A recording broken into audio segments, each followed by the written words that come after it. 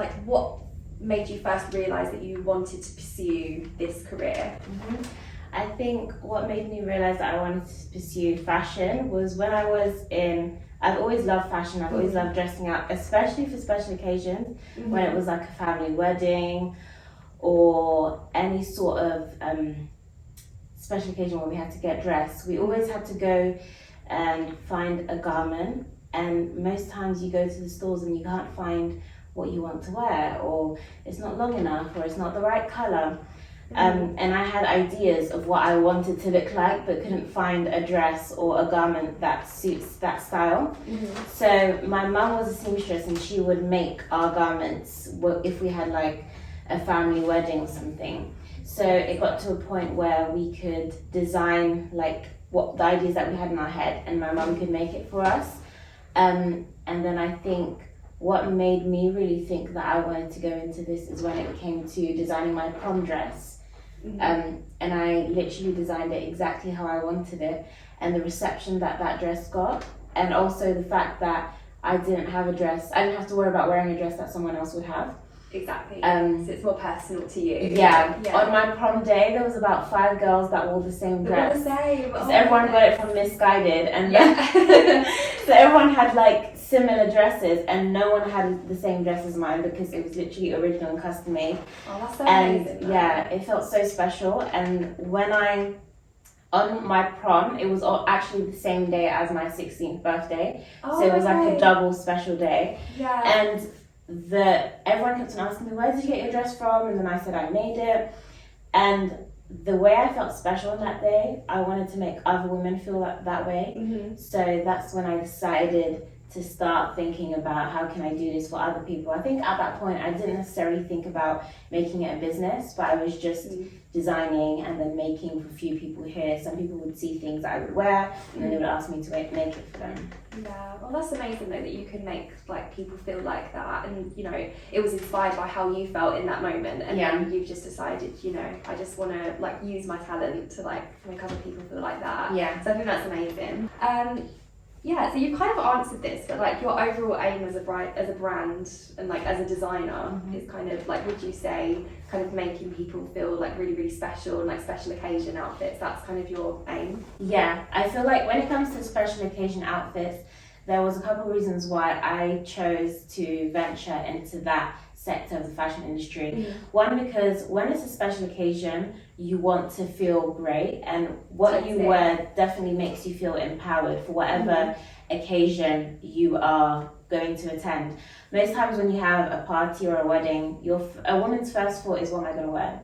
Totally. So you definitely think, what am I going to wear? So definitely that's why I wanted to be part of providing more options and more custom options that were size inclusive as well for different body shapes, because sometimes you could be a size 8 on the top and a size 10 on the bottom. Exactly. You could be taller as well, and then your trousers need to be hemmed so much more longer. So you don't want to necessarily invest in a piece for a special occasion and say, oh, I'm just going to wear it for this and then throw it away. I wanted to create pieces that could be worn for different types of events because you love them, you cherish them. And in a sense, every time you wear that garment, you remember, oh my gosh, I remember when I wore that to that event, and it has like a statement. That the garment has a story with it, so it's quite nice. Yeah, and I think like sustainability comes into that as well. Like, you know, getting multiple wears out of, like, if you love the garment so much, you can wear it for different things. So that's really great. So what inspired you to start designing like bridal? Like, how did you get into bespoke bridal wear? So I didn't necessarily think about getting into bridal wear, but I have always been interested by couture fashion. So when I was at university, I did my internship at a couture brand, and I've loved high-end finishes and finishing everything to an excellent standard. Because I believe that the construction of a garment can also make it last longer, as well as the fabrics that you use. So I was so fascinated by the world of couture and the world of how of craftsmanship and how everything is made. So I learned all the skills, and even in my made to order collections, I adapted some of those skills into my garments. And then it was lockdown, and a bride approached me and she said, I see your designs, I see what you make, can you make my wedding dress? And then in my head I was thinking, I've never made a wedding dress before. But I remember I was listening to a podcast and someone said, say yes and then learn how to do it afterwards. Just say yes. Yeah, just take say the yes. opportunity. And I don't think it was something too risky, because when it comes to sewing and fashion, if you know all the skills and you know how to sew, you can literally make anything. You can apply it to anything. Exactly, you can apply it to anything. So I had already learned and had been doing high-end finishes and know how to do couture and working with such luxury fabrics that you use for bridal garments. Yeah. So I just said yes. And then that was my first bride coming out of lockdown. That bride was also tricky in the sense that I was making her dress, but it was tricky because we were like, are we going to come out of lockdown? Are we staying in? Are we coming out? So uncertain. So it was. We were wondering, is the wedding going to happen? So I was like, do I stop making the dress? Do I continue? But I learned so much on that process. And then I think also because I was already doing bespoke service anyway, in terms of doing fittings, doing client consultations, and creating that garment and having that process and that experience with them from scratch, then it was similar for the bridal experience. It was just for such a grand day. Yeah, exactly. And can you talk us through like your bespoke design process, like from the consultation to like the final fittings? So initially the brides come with an inspiration pictures or like fabrics that they want. They might have some images, or I want this kind of fabric, or they might know I want short sleeve, I'm getting married in spring, so I need something that I'm not going to sweat in, or they might have an idea of what they want to feel like, what they want to look like. They want something fitted to the body, or they want something like a princess. And then they give me those images. We have an initial consultation. We discuss what it is that they want. I ask them what they want to feel like in their dress. If there is any body part that they want to highlight, or any body part that they're not specifically comfortable with, and how they, essentially it's all about how they want to feel, and what garments make them feel like that they already have in their wardrobe. And then I design max 3 options, to be honest, but I think most I've ever designed is 2 options, and then the bride just choose from one of those, and then we go from there. So I do the sketches and then send them to them by email, or if we have an in-person consultation, and then they say, yes, I like this design, let's go with this. Or they might say, I prefer this design, but can we do it with a longer sleeve, or can we do it like this? Can it when we do the bridal dresses, the bespoke process is that we make a toile. So a toile is we make the garment, the silhouette of the garment, in a similar fabric to the final fabric, so the bride can try it on and see how it feels and if it suits them, if they like it. Because sometimes you can design something and then when you put it on yourself, you're like, I actually don't like that style on me. So it's important to kind of see that first before you do like the finished product. So we do the toile, we get the fit right, we finalize the fabrics. I get fabric swatches, do some fabric research for them, and then also finalize the shade of white, because once I started doing bridal, I realized how many shades of white. Oh my gosh, there's so many. There's so many shades of white, and you have to choose the right one for the right fabric, especially if you're putting 2 different fabrics together that have different compositions. One shade of white can appear different. And also, you need to bear in mind maybe where they're going to get married and where the lighting is. It natural lighting? Is it, what kind of lighting it's going to be? So how is it going to look like in the pictures? So many different factors to consider on a so many bridal wear, things. it's such a special garment, so you just want to make sure it's perfect. So once the toile is finalized, then everything is ready to go, and then I can just make the dress from there and prepare it for the bride. I aim to make their dresses, so they have their dress at least a week before their wedding, so that it can just be sitting there ready. They're not stressing, because there's so many other things that they're stressing about. Of course, like when when they're getting married and things. Yeah, they don't want to be stressing about their dress, No. thinking to the last minute, 3 days before, is it going to be okay? Yeah. So it's either they come and collect their dress 1 week before, or if they opt for the full bridal experience, then I bring their dress to them on their wedding day. Oh, that's amazing. And prepare it for them, steam it, help them get ready, show their bridesmaids how to hold their train down the aisle, and how to help them get in and out of the dress. Yeah. Oh, that's amazing that you do that on the day as well. That you get that full like personalised experience. It's really nice. Yeah. And what's kind of the general like lead time as well? Like say like how long would you need like in terms of like before the wedding? So it depends on the design, and it depends on the schedule of when they ask, because sometimes it's best if they always ask in advance, so that way we can schedule the design consultations.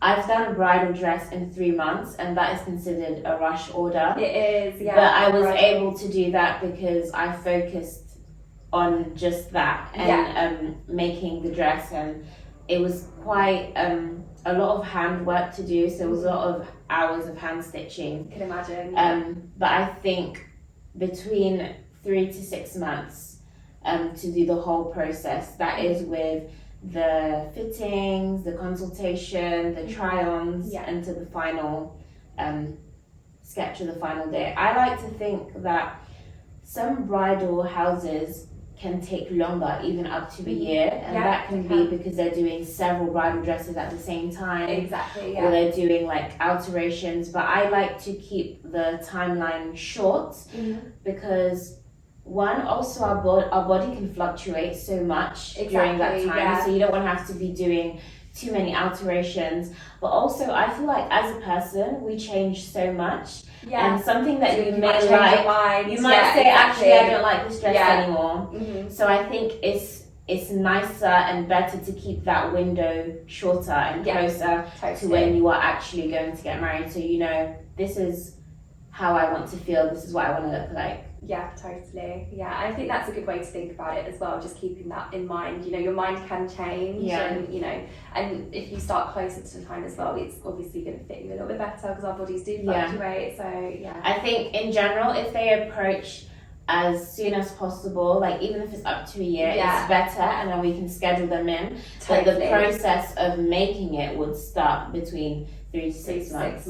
And I think what sometimes makes, the reason why it depends on design as well, what can make it take longer is if maybe they want a specific fabric, and then we might need to wait for that. Maybe the fabric is out of stock and we need to wait for it to come in, and the deliveries and the scheduling of that stuff, that can also make the lead time longer. Yeah, absolutely. But it depends on each client. Yeah, it's different, like for each case, I guess. Yeah.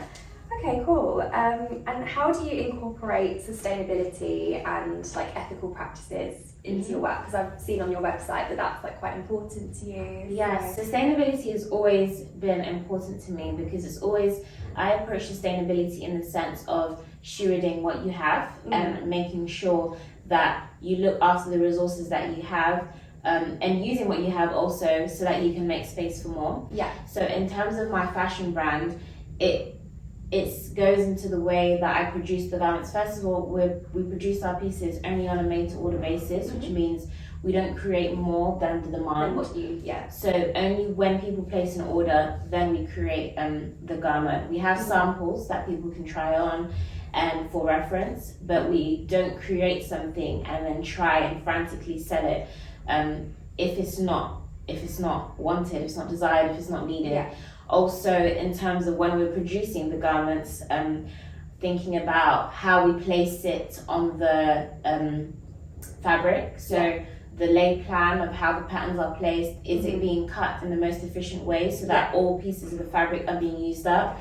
And then any offcuts of those fabrics, what are they being used for? Are they being recycled? Or sometimes if I have any pieces or small meterage of fabric that I'm not using, I may give them away to recycling centres or even some students that may like to reuse them. Well, that's really great. So Yeah. it sounds like a good cause as well. Exactly. And then I also like to think about sustainability in the sense of the lifespan of this garment and how is this going to last. Of course. So that comes into the quality of how it's made. So I'm really big on fabric research and thinking about what kind of fabrics to use, how durable is it, which is the reason why I spend so much more time on the fabrication, and then also the construction of the garment. How are we doing our finishes? Is it going to last this way? And then especially for things like bridal dresses, I always like to make sure that I make my brides consider what are you doing with your dress after the wedding day, because sometimes we spend so much time thinking about, oh, I love this design, I want to wear this on my day. What am I going to do? But what am I going to do with it afterwards? Am I going to keep it? How is it going to be stored? So we give our brides, our brides' dresses come in a custom garment bag. So they have a garment bag to store their dress away. They could also put that garment bag in a box and put that away so that it can be cleaned properly. If they want to pass it down to someone in their family or if they want to resell it, we have that discussion with them I say we, it's me. I have that discussion with them at the fitting or like when we are having our interactions. So even while the dress is being made, we're thinking about what's going to happen with the dress afterwards. What are you going to do with it? Yeah, so it's giving them that kind of that mindset that you know, you don't want to just kind of forget about it after the day. You want to think about how it's going to be stored and things. Yeah. Oh, that's really great. And how do you collaborate with brides to ensure their vision is brought to life while kind of staying true to your brand's like identity? So I think most times when brides come to me or a client comes to me, they know what I do and they like the specific details that I do or they like the way I approach my work. So they want that aesthetic incorporated into their garment anyway. And then they may have specific preferences. For example, they want a short sleeve or they want a specific fabric. And I set the boundaries from the beginning. For example, I don't work with lace because I choose the specific fabrics that I decide to specialize in and make sure that I can deliver the best service possible. Of course, so if a bride, for example, would like something with lace, and I would tell them from the beginning that it's better that the type of fabrics that I work with and show them what we can achieve. And if they're happy with that, then we can go forward. Oh, that's really great. And what is the most like memorable or unique dress that you've designed so far, would you say? I feel like there isn't just one because every single dress that I've made has had a story. And even some of the dresses I'm making right now is literally birthing a story as we speak. But it's just the feeling that you feel when you wear it. So for example, if I talk about my bridal clients, I remember the first bride I had when I came out of lockdown, she was very self-conscious and nervous about getting married. And every single time I had a fitting with her, I saw her become more confident every time we were trying on the dress because she was essentially getting her dream dress and that made her feel more confident to be able to walk down the aisle and get married. And in a sense, every time I have a fitting or a consultation with a client, it is kind of like consumer psychology. So I did sociology when I was in school and I learned a bit about psychology. I like reading about that kind of stuff anyway. But there's a lot of things, it's not just about making clothes, there's a lot of things that I need to be mindful of when I'm communicating with the clients. Sometimes people's body image or how they see themselves or how they feel can affect the way that they see themselves as well. So I want to make them feel comfortable in what they're wearing and also making them understand which fabrics will be best to achieve the look that they want to achieve. And kind of like their overall vision as well, like bringing that to life. Exactly. And what advice would you have for brides considering a bespoke bridal gown for the first time, would you say?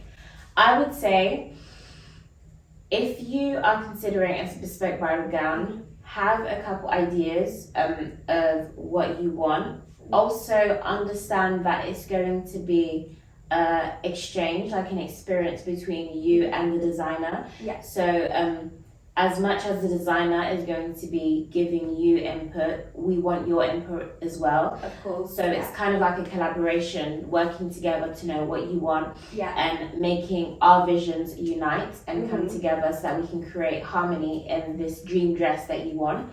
Yeah, I would say also it is an investment. So do think about what are you going to do with the dress afterwards, or what is the reason that you need a bespoke dress? Yeah. So I think people who necessarily go for the bespoke is because they have a specific idea of what they want, and they want somewhere that can just put all of those pieces together and create for them. I feel like also there is a lot of bridal dresses that are pre-made, and when brides go and try on dresses, they try on the dress, they have to pay for the dress, but then they also have to pay for alterations, which cost so much more. So if you're going to do a bespoke dress, it's literally going to be made exactly how you want it to be, and then you won't have to pay. The same person the whole time as well. Exactly. You won't have to do alterations down the line because it's made for you. Exactly. Yeah, exactly. And it's like the same person you're dealing with as well, you know, the whole time. You know, it's really kind of personal and bespoke to you. Yeah. And that allows you to have, like, you know, bring that vision to life. So I think the bespoke route is really amazing. I think lots more brides should consider that as well. Yeah, I think mostly in terms of this bespoke route, it's mostly brides who consider that option, because I think it's such a big and special day. You will have a specific vision of how you want to look. So most times you will want it to be custom. Yeah, exactly. I think if you're ever going to go for a bespoke garment in your life, you want it to be your wedding dress. Because it's like the most important thing that you'll ever wear, I guess, I think, in some ways. And you've built like a strong reputation for like handcrafted, like luxury fashion. Like what can we expect next from Salima Ali Bridal? Like, do you have any plans coming up, like new collections maybe? Yes, actually. So now that I've moved into my new space, I have learned so much more about my design identity and what it is that I want to represent. I feel like when I first started my brand, I was so shy about putting myself out there and thinking about how I want to show the world what I do, and in a sense I just pushed my products out there, but I didn't share the story behind why I designed it in that way. So I think now I'm basically revisiting that and bringing the storytelling aspect into the craftsmanship behind the designs and what I want to do. And then also a lot of my occasion wear designs are inspired by my Caribbean heritage. Even though I live in London, I'm very much attached to the identity, and I use my practice in fashion to explore that. So my next bridal collection, I'm saying my next bridal collection will actually be my first bridal collection, because all the bridal gowns I've made have all been bespoke. And I think after working with a few clients and understanding what brides are looking for, what brides want, but also seeing what is out there and what is not out there and what is needed, but also what I would like to express, I've kind of designed a bridal collection that I've kind of called Caribbean Couture. So I'm going to design a few pieces, a bridal collection that is inspired by my Caribbean heritage. So I'm excited to like show that, because I'm just thinking about loads of the times we see brides in a European context, but what about if you were getting married on the beach, or what about if you were getting married in the sun? And that's what I'm going to say. Okay.